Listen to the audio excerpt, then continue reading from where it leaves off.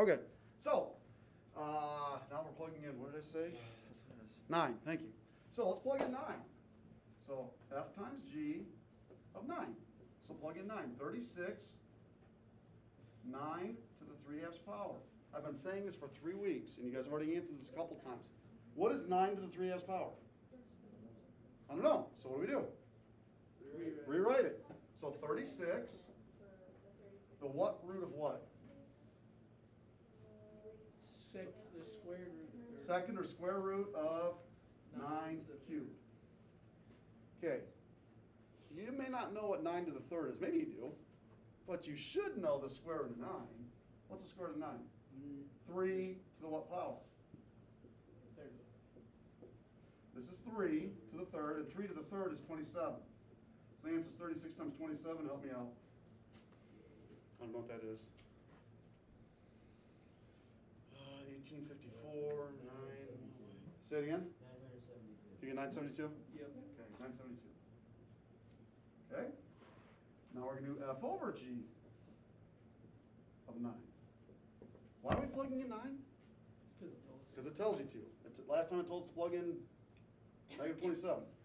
Okay, so we're going to have 4/9 times 9 to the 1/2 power. We're plugging into this one. Okay? 9 to the 1/2 power.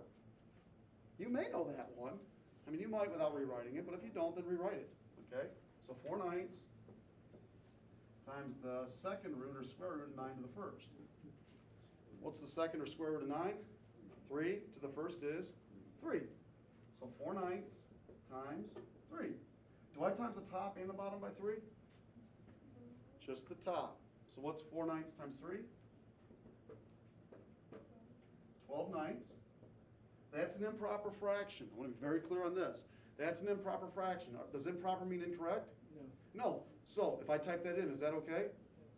No, it's Well, not. you can It can be simplified, and it needs to be simplified, okay? So it can be an improper fraction, but it better be simplified. What goes into them? Oh, well, you don't need to make it a mixed number. You can, but what goes into both of them? 3 does. Goes in 4 and 3 times. Or the computer says 4/3. If you want to make it 1 and 1/3, it might take it. I don't know. Okay? All right. Last thing they ask us to do is what's the domain and the range? Domain. I'm sorry, thank you. Domain of each of them. Domain of F plus G. Yeah, they're not asking range for any of these. In the domain of F, why did I say F plus G? G's. F over G. Okay, so what's a domain here, okay? When I times them, okay? We're taking, this is 36, the square root of x cubed. What numbers can I take the square root of? Anything? Positive. Careful, doesn't have to be positive. You're close when you say positive. Doesn't have to be positive.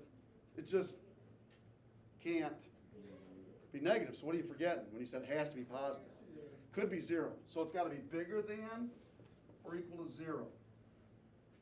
Okay? This is probably the toughest thing to see right here. This is the last thing right here. Now, when I look back at this one, again, we're taking square roots. So it can't be negative. Can it be 0? Can I plug in 0 on this one? No, you can't. Can you take the square root of 0? Sure, it's what? 0. 0. Because 0 times 0 is 0. But if I do, I get 0 where? On the bottom. Can you have 0 on bottom? No. No. So it's not bigger than or equal to 0. It's got to be what?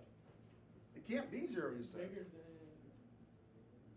Then it has to be bigger than 0, or 1 equal to 1. No. It could be a decimal. It's got to be positive. Okay? Here it says it can't be negative. Here it's got to be, it has to be positive, so you have to leave out what number? 0. It can't be 0. So it can't be bigger than or equal to 0. It's got to be just bigger than 0. It can't equal 0. That's tough. That's a tough thing to see. Okay? All right, so how much time do we have? Not as much as I thought. I apologize. Okay, you have the rest of the hour that you can work on the assignment. And I'm going to do one of these with you guys on Monday, and then give you guys time to work. It's not easy stuff.